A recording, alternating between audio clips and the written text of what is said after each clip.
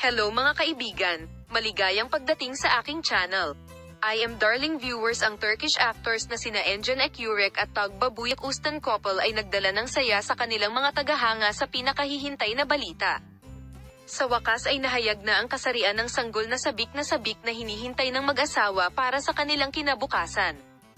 Inimbitahan ng sikat na nagtatanghal ng isa sa nangungunang mga programa sa telebisyon sa Turkey ang sikat na mag-asawang Engin Ekurek at Tagbabuyuk Ustan sa studio upang ipahayag ang magandang balitang ito na nagpaangat sa iyo sa mundo ng magazine.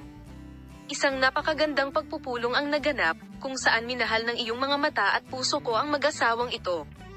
Narito ang mga detalye. Pagpasok pa lang ng mag-asawa sa studio, sinindihan nila ang buong studio sa kanilang mga ngiti. Sa punto kung saan ibinahagi nina Engin Ekurek at Tagbabuyuk Ustan ang pinakahihintay na balita nang hindi sinasaktan ng kanilang mga tagahanga, tinanong ng buong Turkey ang tanong na sabik nilang hinihintay, ano ang kasarian ng ating mga sanggol? Tumawa si Engin Ekurek at sinabing, oo, sa wakas ay ipinapaliwanag na namin ito. Sobrang excited, sayang naman, he said. Pagkatapos, sinabi ni Tagbabuyuk Ustan ang mga sumusunod na may pananabik.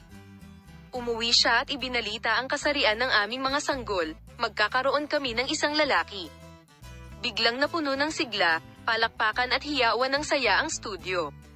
Ang mga tagahanga sa buong Turkey ay nagtipon sa social media upang ipagdiwang ang masayang balitang ito. Paano ito nangyari para kay Engins? Ang mga hayop ay sabik na naghihintay sa mga pagpipilian ng mag-asawa sa bagay na ito. Ang pagpili ng pangalan, na may mahalagang lugar sa kultura ng Turko, ay nagpapasigla sa mga tagahanga. Gaya ng sinabi niya noon, nagkaroon ng emosyonal na mga sandali si Tagbabuyuk Ustan sa pamamagitan ng pagyakap sa isa't isa bago ang mabuting balita na magmarka sa kanyang hinaharap.